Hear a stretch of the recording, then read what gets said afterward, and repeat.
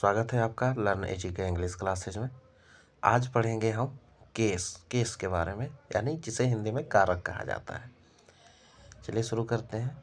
Case का अर्थ होता है हालत या स्थिति। नाउन या प्रोनाउन की परिस्थितियों को केस कहा जाता है। ये 4 प्रकार के होते हैं: nominative case, objective case, possessive case और वोकेटिव केस। कर्ता कारक, कर्म कारक, संबंध कारक और संबोधन कारक। आइए अब डिटेल में पढ़ते हैं इसे। नॉमिनेटिव केस किसे कहा जाता है ये जानते हैं। नॉमिनेटिव केस का मतलब होता है कर्ता कारक। सेंटेंस में किसी भी काम को करने वाला नॉमिनेटिव केस होता है, यानी किसी भी सेंटेंस में जो किसी काम को करता है वह नॉमिनेटिव केस में आता है। एग्जाम्पल है राम रीड्स अ बुक। इस सेंटेंस में राम जो है वो नॉमिनेटिव केस में है। ऑब्जेक्टिव केस देख लेते हैं। कर्म कारक, सेंटेंस में क्रिया का प्रभाव जिस शब्द पर पड़ता है उसे ऑब्जेक्टिव केस कहा जाता है। जैसे राम किल्ड रावण।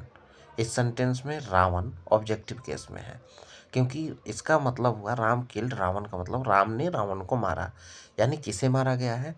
रावण का। यानी जो शब्द पे जो क्रिया का जो प्रभाव है वो रावण शब्द पे पड़ रहा है, इसलिए रावण जो है वो ऑब्जेक्टिव केस में आता है। चलिए आगे देखते हैं। पॉजेसिव केस, संबंध कारक। सेंटेंस में जिससे अपनापन, संबंध या अधिकार प्रकट होता है उसे पॉजेसिव केस कहते हैं। एग्जाम्पल के थ्रू समझते हैं। राम्स बुक, यानी राम का किताब। पॉजेसिव केस का मतलब होता है जिससे कोई संबंध स्थापित हो, यानी किताब किसकी है? तो ये जो किताब है वो राम की है, तो इसमें राम्स जो हुआ वो हुआ पॉजेसिव केस। आगे देखते हैं वोकेटिव केस, संबोधन कारक। सेंटेंस में जिसे पुकारा जाए या संबोधित करके कुछ कहा जाए तो वह वोकेटिव केस में आता है। एग्जाम्पल देख लेते हैं। रमेश कम हेयर, या फिर दूसरा एग्जाम्पल है कम हेयर रमेश। सेंटेंस में रमेश को संबोधित किया जा रहा है, इसलिए रमेश जो है वो वोकेटिव केस में होता है। ये जो चिन्ह देख रहे हैं आप, ये एक संबोधन का है और दूसरा कॉमा है। आगे कुछ पॉइंट्स है देखते हैं। इसमें टाइप्स होते हैं जैसे नॉमिनेटिव केस, ऑब्जेक्टिव केस और पॉजेसिव केस। नॉमिनेटिव केस में जैसे आई होता है, ऑब्जेक्टिव केस में उसको हो जाएगा मी, पॉजेसिव केस में हो गया माई। इसको समझ लेते हैं एक सेंटेंस के थ्रू। जैसे आई एम ए बॉय, मैं से हो गया ही बीट्स मी, उसने मुझे पीटा। कैसे पीटा गया? मुझे, यानी ऑब्जेक्टिव केस में ये आ गया। दिस इज माई पेन, यानी यह मेरा पेन है। इससे क्या हुआ? पॉजेसिव हो गया, क्योंकि इससे संबंध स्थापित हो गया। जैसे अगला देखते हैं। वी हम लोग, अस हम लोगों को, आवर या आवर्स हम लोगों का, यू तुम, अस सॉरी यू तुमको, योर और योर्स का मतलब तुम्हारा, ही वह, हिम उसे, हिज उसका। ये मेल के लिए होता है, पुरुष के लिए होता है। सी वह, हर उसे, हर या फिर हर्ष हो गया उसका।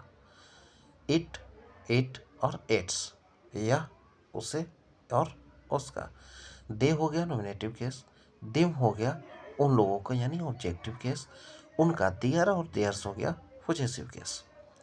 अगला है हु, कौन, हुम, किसको, हुज, किसका। ये जो हुआ हो हुआ nominative case, home objective case और पॉजेसिव केस में आ गया होज। तो ये हमने कुछ देखा, नॉमिनेटिव केस, ऑब्जेक्टिव केस और पॉजेसिव केस। इसे जैसे ही हम सेंटेंस में यूज करेंगे तो ये सारी चीज़ें क्लियर हो जाएंगी। अब कुछ पॉइंट्स हैं जो कि आइए आगे देखते हैं। यहाँ देखना है पॉजेसिव केस का प्रयोग कैसे होता है।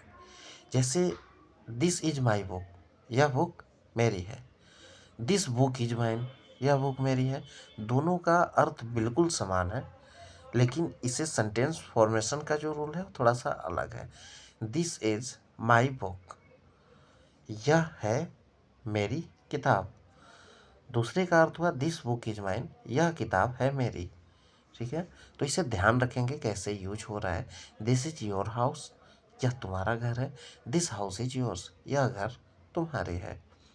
तो बस यूज इसका गलत यूज करने का तरीका अलग अलग है, बाकी सेंटेंस का जो भी मीनिंग है, जो भी मतलब है, बिल्कुल एक जैसा ही निकलता है।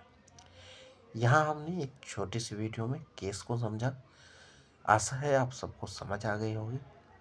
अगर वीडियो अच्छी लगी है तो वीडियो को लाइक करें, शेयर करें और चैनल को सब्सक्राइब जरूर करें। मिलेंगे हम आपके साथ एक नए टॉपिक के साथ। तब तक के लिए धन्यवाद।